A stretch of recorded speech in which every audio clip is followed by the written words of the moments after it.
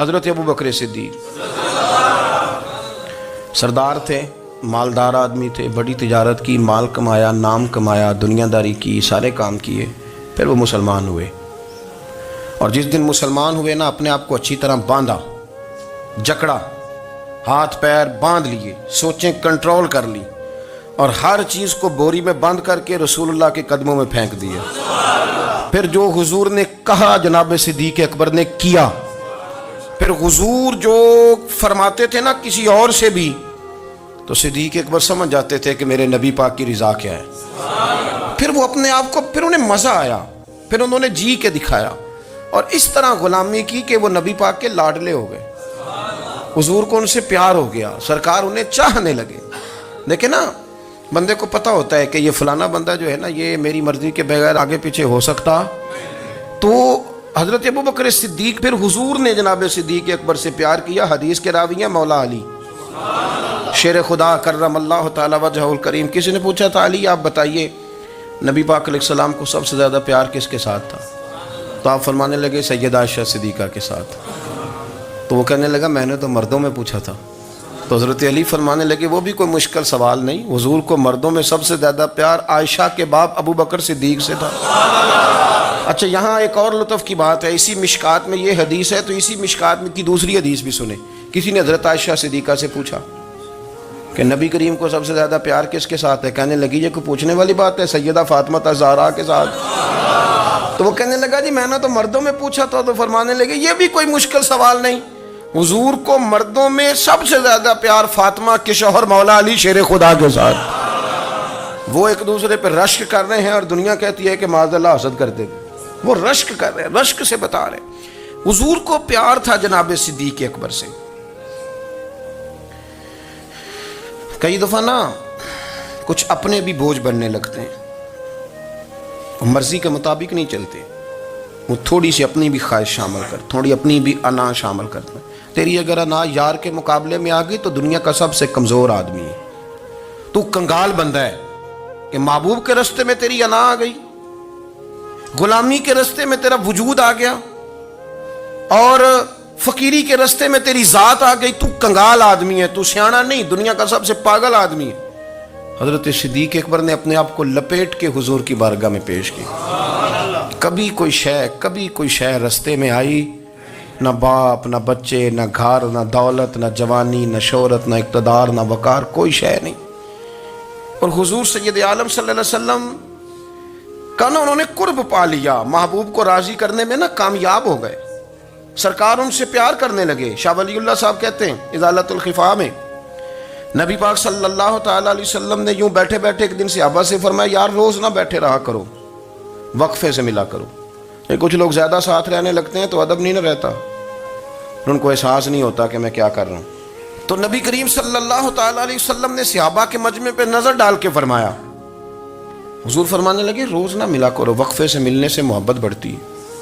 حضرت صدیق اکبر بھی مجمع میں بیٹھے تھے، وہ بھی 3 نمازوں میں نہ آئے تو پیچھے ہی نماز پڑھ کے چلے گئے۔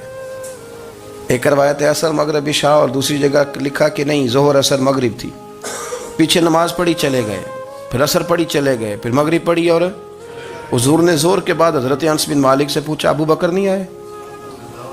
پھر عصر کے بعد پوچھا ابو بکر نہیں آئے؟ پھر مغرب کے بعد پوچھا ابو بکر نہیں آئے؟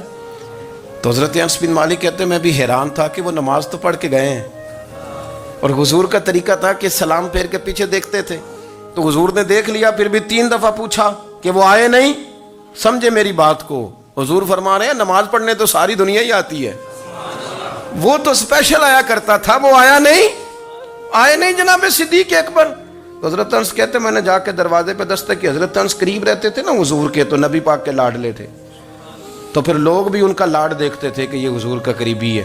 تو کہتے میں نے دروازے پہ دستک دی تو حضرت ابو بکر صدیق فرمانے لگے کیسے آئے ہو؟ میں نے کہا یار آپ چنگے سیانے بندے، حضور نے 3 دفعہ پوچھا ہے، 3 دفعہ پوچھا ہے۔ تو حضرت سیدنا ابو بکر صدیق دوڑے آئے، حضور حکم ہو؟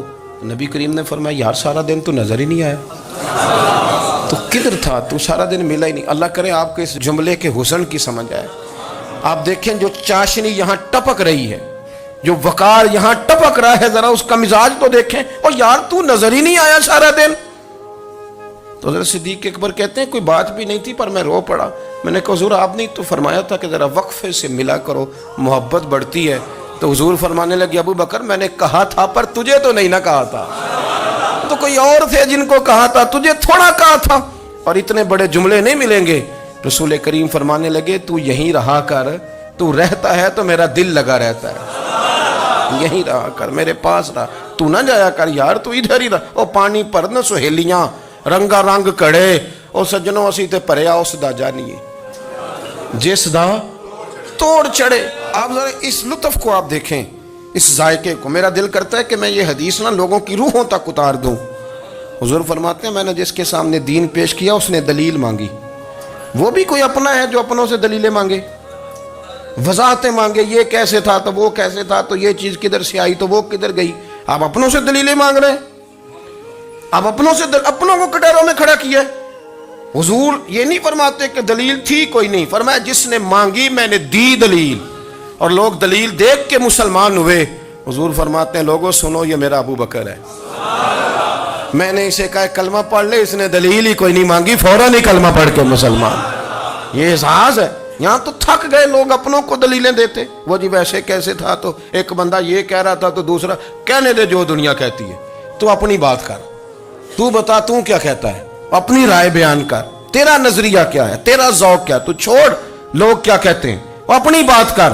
اگر ابو بکر صدیق لوگوں کے کہنوں پہ چلتے تو مکہ تو سارا کچھ اور کہہ رہا تھا. اس وقت تو کچھ تھا ہی نہیں جو کہتا کہ نہیں تو ٹھیک چل رہا ہے, دنیا ساری کچھ اور کہہ رہی تھی. لیکن صدیق اکبر کہہ رہے تھے نہیں نہیں, سچ وہ ہے جو مدینے والے رسول فرماتے ہیں, سچ وہ ہے جو میرے آقا نے فرمایا ہے.